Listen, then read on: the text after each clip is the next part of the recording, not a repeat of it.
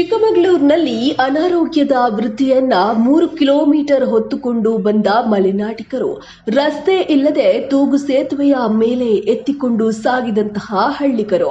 ಲಕ್ಷ್ಮಿ ಎಂಬ 70 ವರ್ಷದ ವೃದ್ಧೆಗೆ ಅನಾರೋಗ್ಯ ಪೀಡಿತರಾಗಿ ಹಾಸಿಗೆ ಹಿಡಿದಿದ್ರು.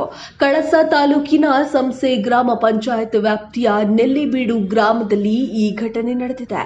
ಭದ್ರಾ ನದಿಗೆ ನಿರ್ಮಿಸಿರುವಂತಹ ತೂಗು ಸೇತುವೆಯ ಮೇಲೆಯೇ ಹಳ್ಳಿಗರು ಪ್ರಯಾಣ ನಡೆಸ್ತಾ ಇದ್ದಾರೆ.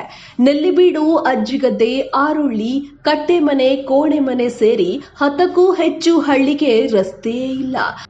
ದಶಕಗಳಿಂದಲೂ ಭದ್ರಾ ನದಿಯ ತೂಗು ಸೇತುವೆಯ ಮೇಲೆಯೇ ಜೀವನ ನಡೆಸುವಂತಾಗಿದೆ. ಹಳ್ಳಿಯಿಂದ ಮುಖ್ಯ ರಸ್ತೆಗೆ ಬರೋದಕ್ಕೆ 3 ಕಿಲೋಮೀಟರ್ ಸಾಗಲೇಬೇಕು. ಬೇಸಿಗೆಯಲ್ಲಿ ಭದ್ರೆಯ ಒಡಲಲ್ಲೇ ಗಾಡಿಗಳು ಓಡಾಡುತ್ತೆ. ಮಳೆಗಾಲದಲ್ಲಿ ಯಾವುದೇ ರೀತಿಯಾದಂತಹ ಓಡಾಟಕ್ಕೆ ಇಲ್ಲಿ ಅವಕಾಶನೇ ಇರಲ್ಲ.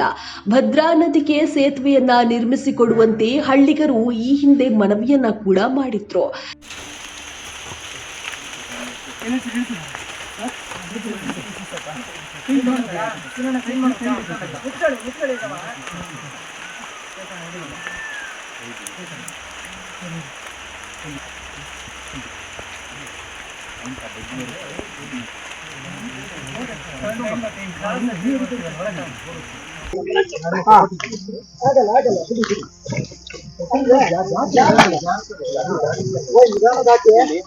ಏಳು ದಶಕಗಳಿಂದ ಮನವಿಯನ್ನ ಮಾಡ್ತಾನೆ ಇದ್ದಾರೆ.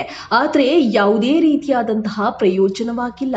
ಚಿಕ್ಕಮಗಳೂರು ಜಿಲ್ಲೆಯ ಕಳಸ ತಾಲೂಕಿನಲ್ಲಿ ಈ ಒಂದು ಘಟನೆ ನಡೆದಿದೆ. ಈ ಒಂದು ವಿಚಾರವನ್ನ ನೋಡಿಯಾದ್ರೂ ಕೂಡ ಅಲ್ಲಿಯ ಸ್ಥಳೀಯ ಆಡಳಿತ ಇದರ ಬಗ್ಗೆ ಎಚ್ಚೆತ್ತುಕೊಳ್ಬೇಕಾಗಿ ಗ್ರಾಮಸ್ಥರು ಮನವಿ ಮಾಡಿಕೊಳ್ತಾ ಇದ್ದಾರೆ.